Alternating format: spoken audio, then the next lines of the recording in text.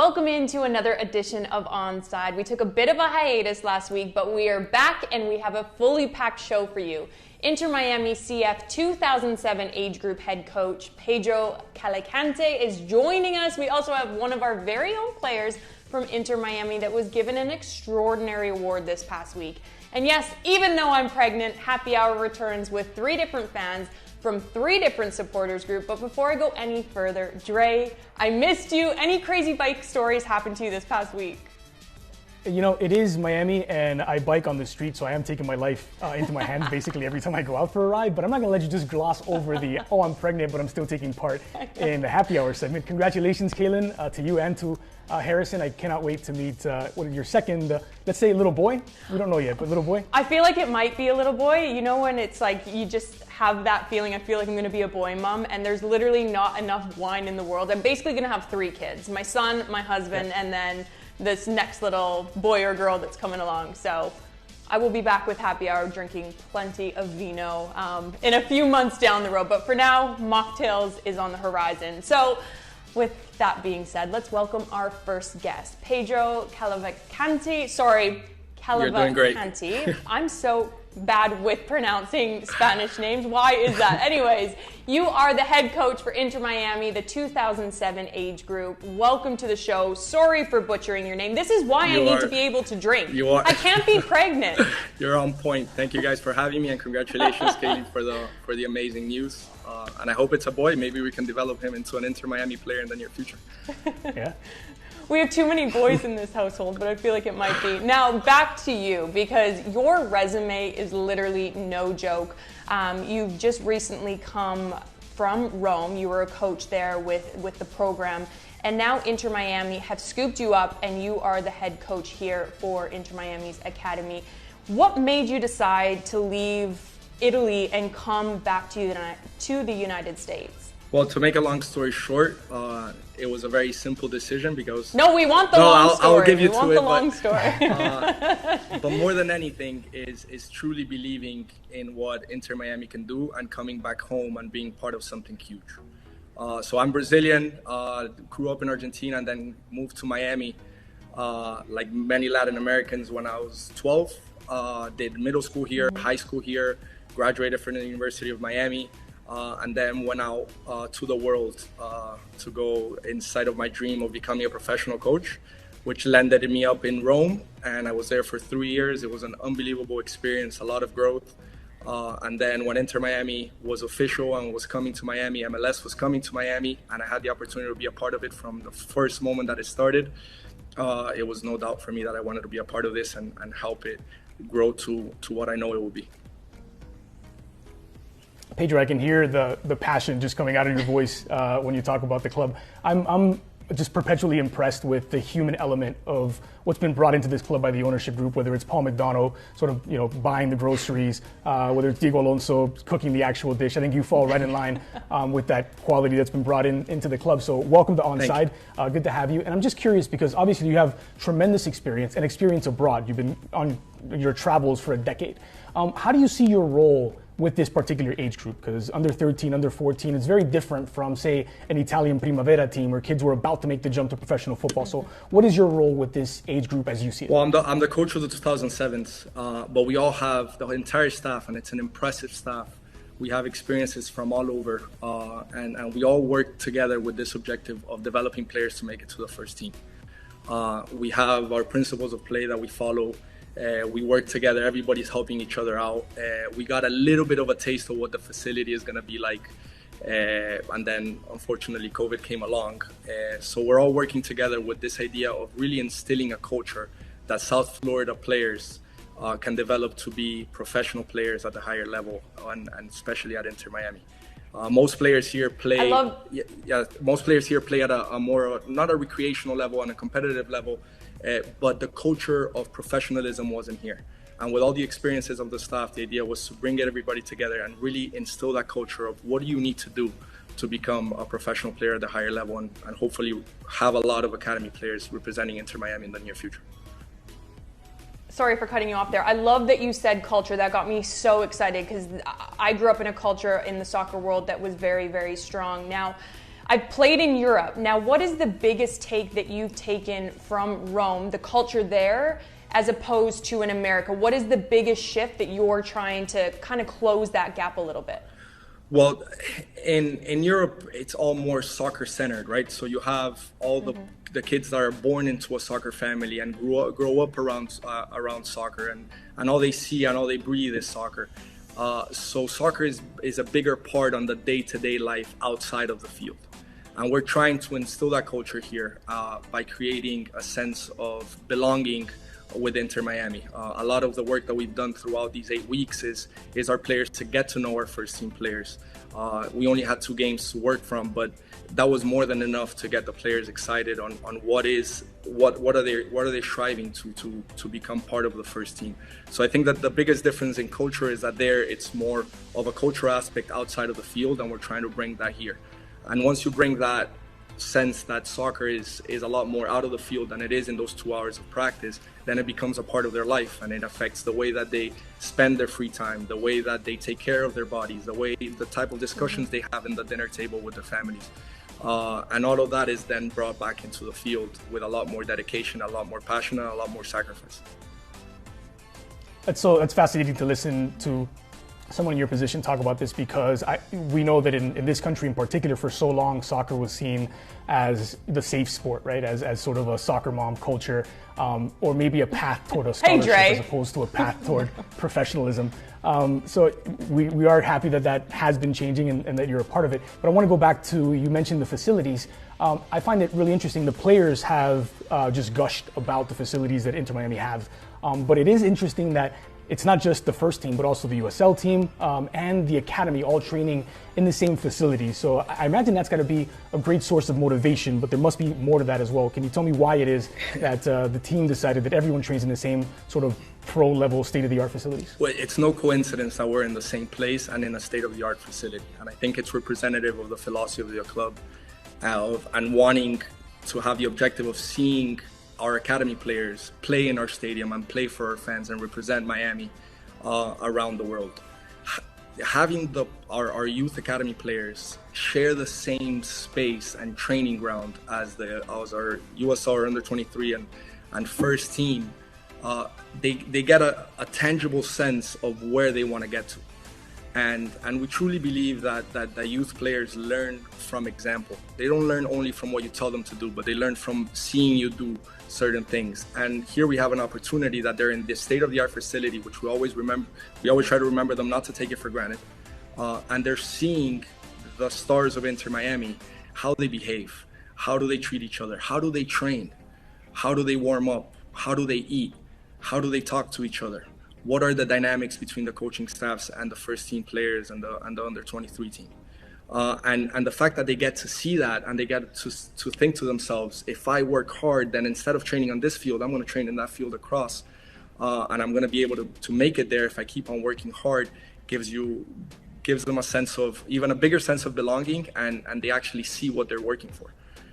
So it's impressive, and it was done on purpose, which makes it even more special, because it's the sense that we have an identity to what we want to work for. Me and Dre actually saw it firsthand when we went out to see the fields for the first time and meet a couple of the people and see where we were going to be working. We saw the kids come out and play 11v11 on the main stadium. David Beckham was there watching. That's the 2007. Yeah. They were impressive. Yeah. They were. Remember, Dre? I was like, that number 10 is phenomenal. But yes. You could just see these players looking up and Beckham looking down, and they were starstruck. But then they got to the pitch and they were like, right, we need to put our best foot forward. We've trained for this. We know exactly what we need to do. So I guess for me as a former player, I want to ask you as a coach, how do you keep these young kids mentally so focused and mentally not kind of get distracted from these massive stars that they potentially might not have been able to see if they were training at a different site? Well, the starstruck gives you the little extra motivation to go a little bit harder, but it just lasts a little bit. And why does it last only a little bit? It lasts a little bit because they belong there. These are selected players from all over South Florida that really belong to be a part of Inter Miami. So they kind of feel at home. They kind of feel, okay, this is what I work for. This is why I sacrifice 6, almost 7 days a week at times to do what I love. And we talk about it constantly that wearing the Inter Miami logo is something that they earn with their hard work. So when they look over and they see David Beckham, or they get the opportunity to train in the stadium and be in the facility, they're like, okay, this is what I work for, and that's enough to get them excited to give it 100% in every single moment that they're there. And we constantly talk that they got to be the best version of themselves and work hard to continue earning it. Every day they wake up, they have to work hard to earn the privilege of wearing the Inter Miami logo. And they got a little bit of the sense of the facility. And then 2 weeks later, COVID came along. But I'm never going to forget the sensation of the players when we walked into the facility the first time, when I gave them the news that we were going to go train out in the facility. And when they just went out into the fields and it was nighttime, which makes it even more impressive, they would look at each other's face and they were speechless. And to some, tears came out of their eyes out of incredible emotion. So the emotion is good. It gets them excited. It gets them motivated. And then it's exactly what they need to just get back to work and continue working to move on to the next field, and hopefully be at the first team field soon enough. I don't know if it's hormones, but I'm getting emotional here. I don't know if you can see this, but... And Kaylyn is not wrong, and she's not exaggerating. We were really impressed watching that 2007 age group play, and I was particularly impressed with, at that age, how much is already sort of automized in their mind, things that they seem to be doing without thinking, things like body shape when receiving the ball, progressions to where they're going to pass and where it's going to go when it comes next. It was just really, really impressive to see kids already developed at that age group who hadn't been together for very long. But there has been nationally a pretty big shakeup recently when it comes to youth development in the United States. So I'm wondering if you could tell us what you know and what your thoughts are on the MLS Academy League that's been formed and Inter Miami's role in that. Well, we don't know much yet, but we are all very excited with what we know. And MLS is taking over the structure of youth soccer around the U.S. In some teams, it's going to be more MLS-based, that they're going to be playing more games against MLS clubs. But there's going to be crossover throughout with other teams that were used to be part of the U.S. Soccer Developmental Academy and now are going to shift into the MLS Academy League. And the objective here, which is what makes us excited, is that what we perceive is that the quality of the competition is going to improve. And if the quality of the competition improves, then development improves. Because if you're playing better games against harder opponents, then you're being tried harder, and then everything that you're working for is being put to a test on a weekly basis. And with that happening, we really foresee developing better and better players across the United States, and especially at Inter Miami, because as you guys got a glimpse of it, the amount of talent in South Florida is unique, and it's very, very special.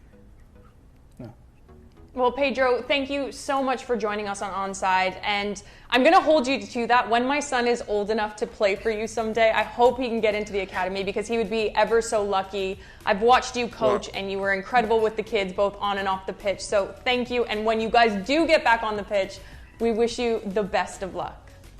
Thank you. Well, he's gonna have the genes. We're already assuming that he's a boy, but even if he has a girl, she has the genes. So yes. I'm sure that he has a chance to be part of our academy in the near future. But thank you for having me. Only question is whether it's going to be a U.S. or a Canadian international at the end of the day. Or English. He's getting personal there. Yeah. That would be a tough. Pedro, thanks for joining us. Yeah. Thank you for having me, and I'm looking forward to seeing you guys soon on the field. Yes. Thanks, Pedro. All right. Now, don't forget, because this Saturday, 1 p.m. Eastern, e-gaming is back, and Pizarro will be taking on Pulido from Sporting KC. And stay tuned, because when we come back, we discuss the players' return to training and which first-team player received a prestigious award. I like your cute pink balloon. Big Miami girl. Vamos. 4, 3, 2, arriba.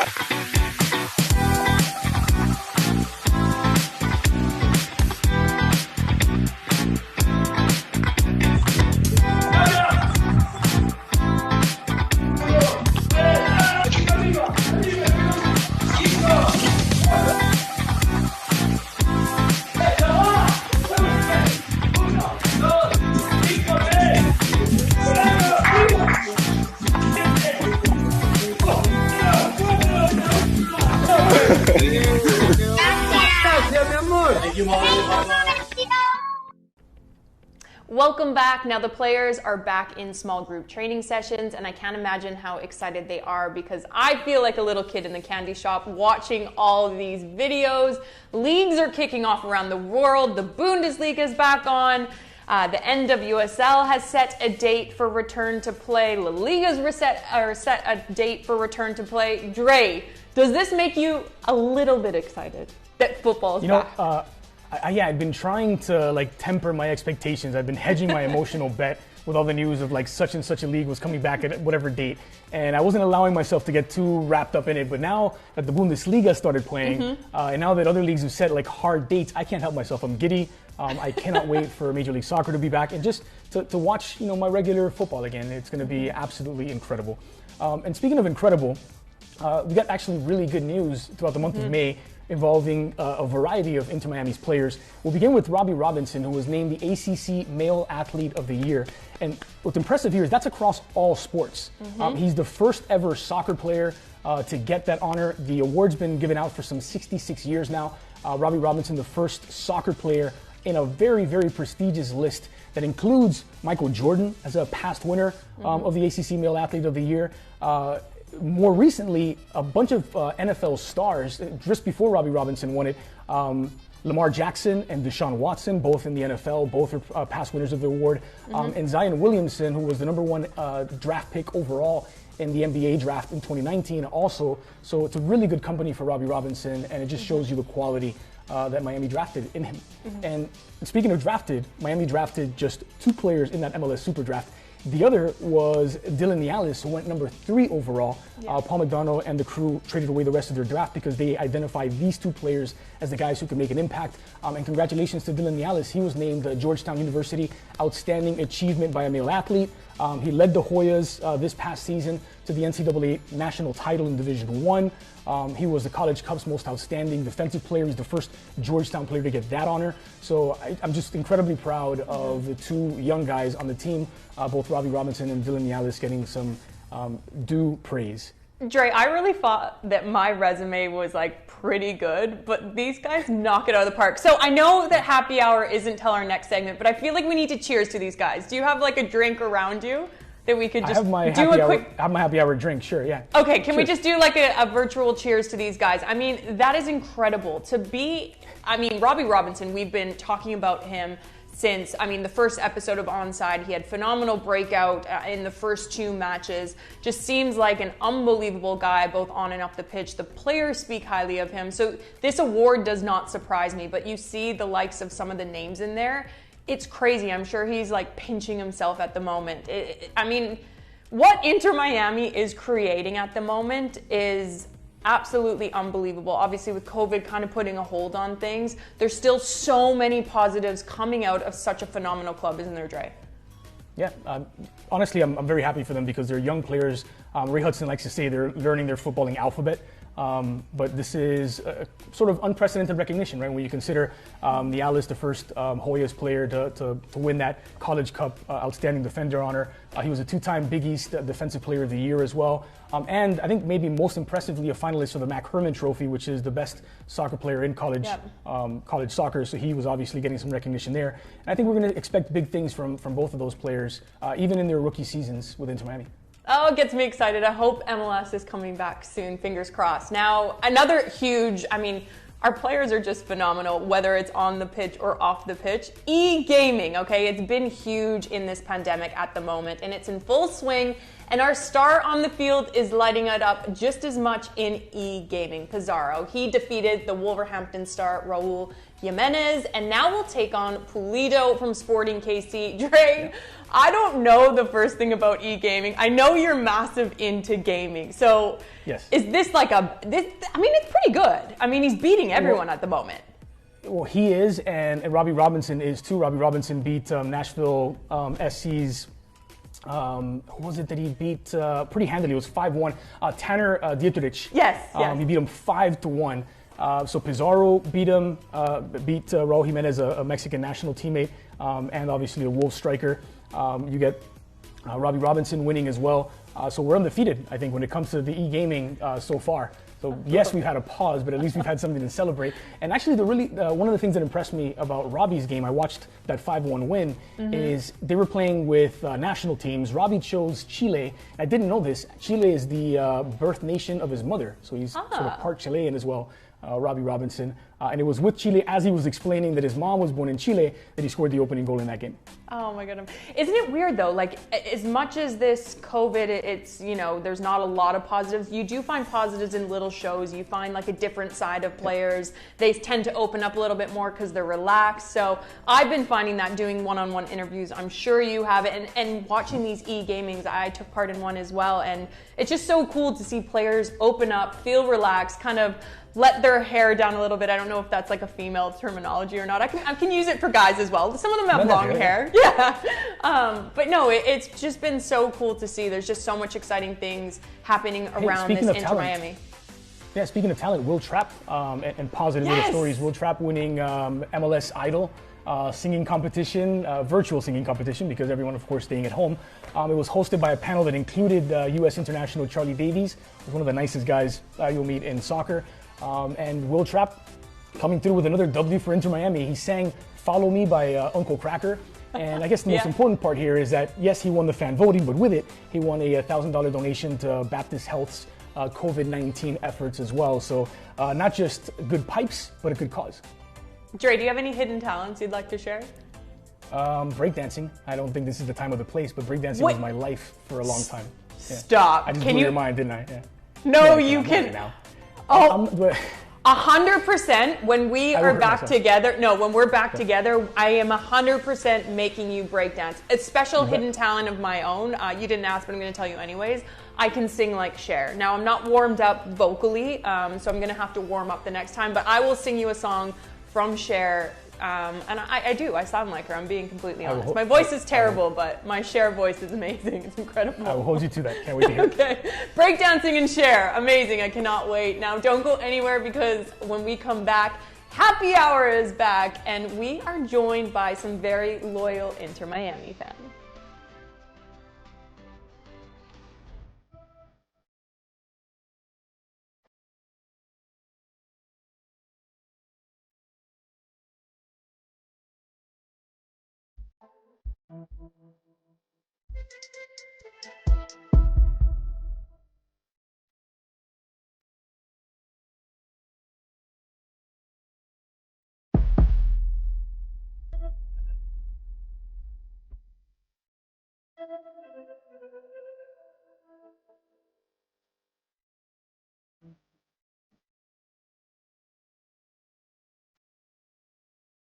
Decidí venir al club porque me convenció mucho el proyecto que tenían. Cuando hablé con Paul en Argentina, me convenció del proyecto que ellos tenían, de todo lo que estaban armando, de lo que iban a armar. Tuve la suerte de que me compren 6 meses antes de que empiecen, así que bueno, tuve la suerte también de ser uno de los primeros. Pero nada, eso me convenció del proyecto, todo lo que armaron. Bueno, todo, cuando llegué acá me encontré con todo lo que me habían dicho, todas las instalaciones, todo el cuerpo técnico, los jugadores, fue algo impresionante, así que eso fue lo que me motivó y las ganas que me dio de venir para acá. Y entrenar con Messi fue lo máximo para mí, no lo podía creer. La verdad que no podía parar de mirarlo, de mirar cómo los movimientos que hacía, cómo entrenaba. Fue algo único y nada, en los entrenamientos es igual de bueno que en los partidos, no se lo puede sacar. Estuvo muy, muy bueno.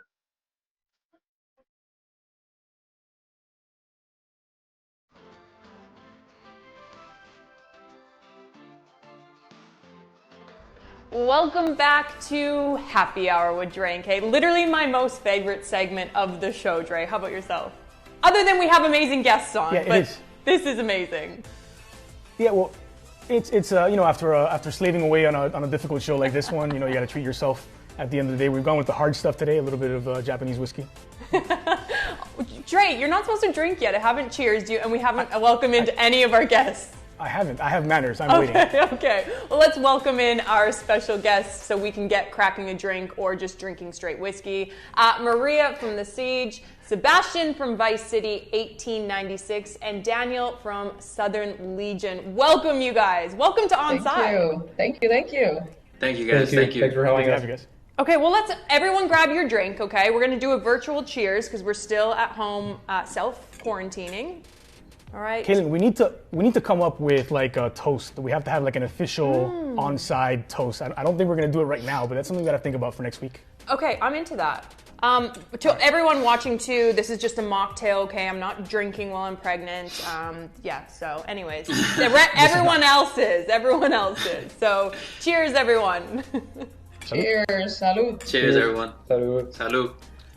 If you're new to the concept, at the end of the show, we have a little happy hour segment, just as you would get together after a game, for a drink after a hard day of work, and just chat about things in and around Inter Miami. So today we have supporters from each of the 3 official supporters groups, Maria from The Siege, Sebastian from Vice City 1896, and Daniel from Southern Legion. So again, welcome to the 3 of you. And because it's a sort of drink-themed segment, I guess my first question, and we'll start with you, Maria, is not that they drink, they're professional athletes who are at the peak of physical condition, but if you could have a beer with one of the Inter Miami players, who would it be and why? Who would it be and why? Probably Pizarro, so we could have some tequila. Ooh. Honestly, nothing to do with him being the DP or anything like that. I like tequila, so I think he would know his tequilas really well, so I would go have some tequila. Maria, we're going to be great friends because I love tequila. So come find me in about 9 more months, okay? Do you know that song, Tequila Makes Me Happy? Tequila. Oh, I thought it was Tequila Makes My Clothes Come Off. That's a country song, I'm pretty sure. Sebastian, why don't you tell us? Sorry. Honestly, for me, I'd probably go with Diego, the coach. Ooh, good one. Why? Yeah, just to hear, how his mindset on like how the team works, how they gel, and the whole system, and like what he sees for the future, And Daniel? I'll go with our captain, with Robles. He's a cool guy. Yeah, he's a great guy. Yeah, well, I want to see how our captain is managing the team. I want to know him better, and he has the most experience in the MLS, so it'll be pretty cool to know him. Honestly, every time that he speaks, so I've interviewed him a couple of times, we've done a couple little things together, and every time he speaks, I'm convinced they made the right choice, and you understand exactly why he is the captain. The dude is just incredibly intelligent and represents the club so well. I think you guys are going to be really happy with the choice of captain. All right, well, I'm going straight into it. Dre, are you ready for this question I'm about to ask? Because I feel like it's on everyone's mind. Sure. And you know that I love pouring gas onto the fire. Why the hell is there 3 supporter groups? Someone answer me this. Who wants to? Maria, let's start with you. Answer.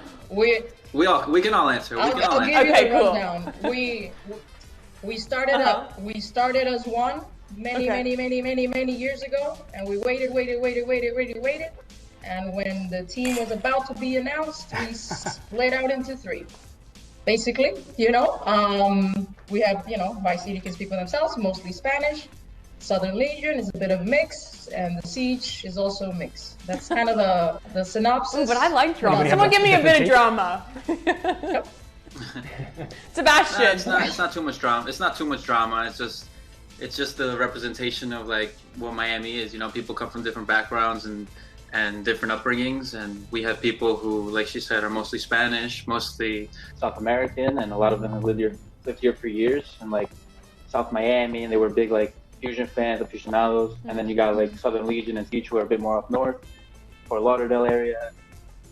These people didn't like grow up together, and we still have like the same interests, but they still have the things that they're used to, in their area. So I think that has to be like a big part in it. And Daniel, I know you were there for the inaugural match in LA. What stands out about that trip, about that first Inter Miami match in club history? Well, it's like every single thing about the trip. Since we were in the flight, it was 25 of us on the same flight. Just the experience, the environment, everybody, like the atmosphere. Even when we were at the airport, everybody's looking at us like where are these guys from? Like, you guys came all the way from Miami just to watch a game? It's like, yeah, that's how we love soccer. That's how we love this team too. And later on, we put a great game. It was an amazing experience. All right, I want to ask you a question. Now, we've spoken to a lot of the players and people in and around that work at the grounds, management, trainers, and everyone says that it's like a family within the club. Do you guys feel part of that family? Obviously, I know that there's like a big stop because of COVID. No one was expecting it. But do you guys feel that connection with the club and the passion, and how excited are you to return for the game to return to the field where fans can go and watch these games? I personally do. You know, I think that the club is action. They're not just talk, and you can see in how they involve the supporters group and how we're invited to events. And a couple of weeks ago, I call it a blessing. I had the blessing to go help out with the food distribution. And when they say they care about the community, they care about the community, because why else would you be out there every Wednesday, you know, giving out 400 bags of food to people if you didn't really care about your community? You know, so I think that they are following their words with action.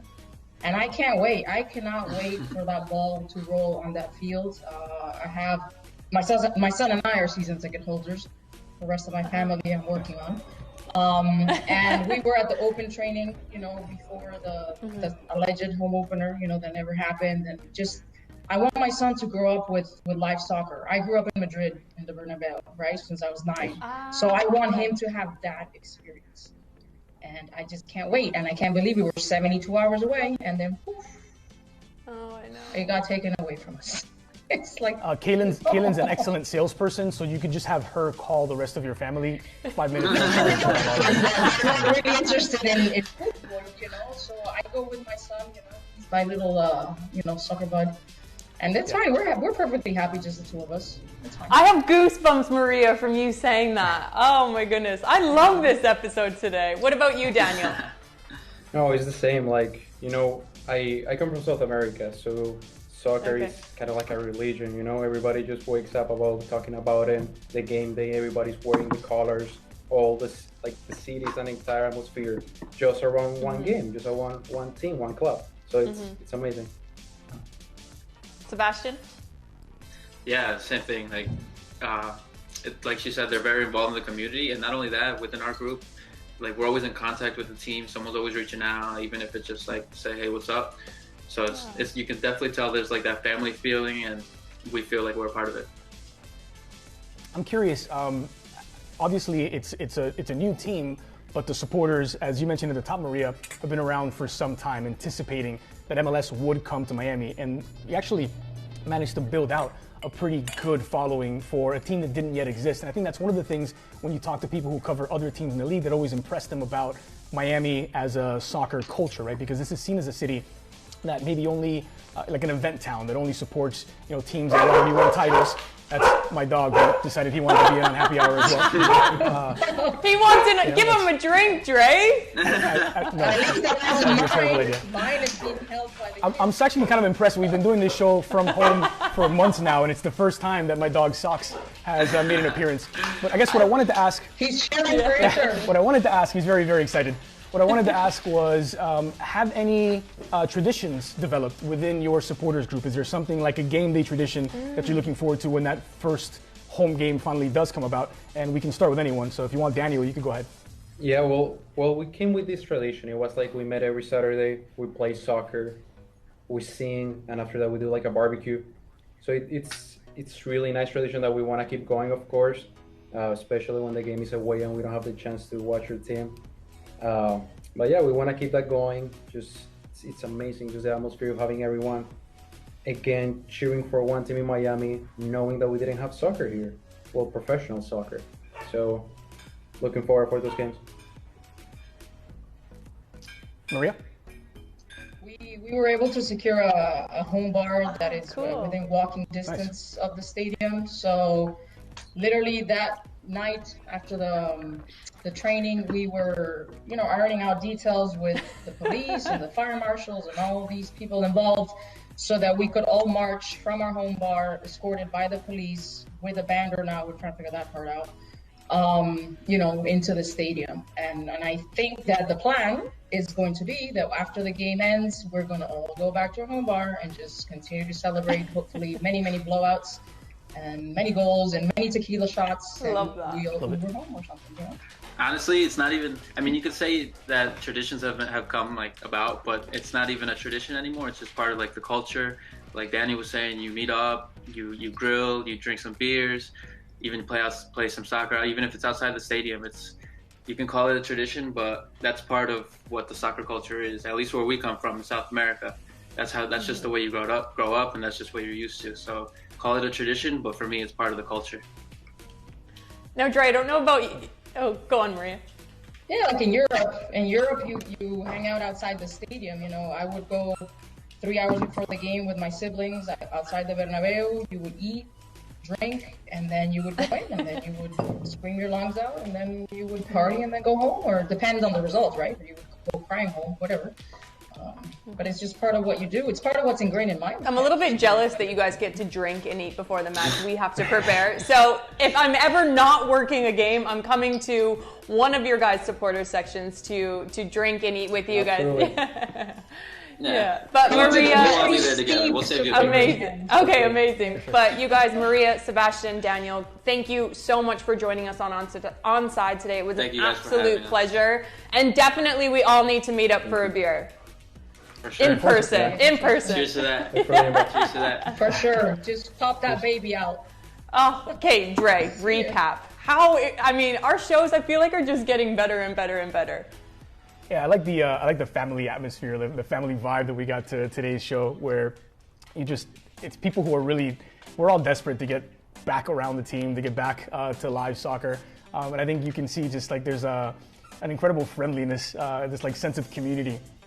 That we're all sort of in the same boat. We all had these huge hopes building up for years. So many roadblocks thrown in the way of this club, whether it was the stadium, just the sort of difficulties that it took to actually get it on the pitch. And then, yeah, sure, why not? A global pandemic that's going to stop right before our very first home game. So I feel like we are battle-tested fans of Inter Miami.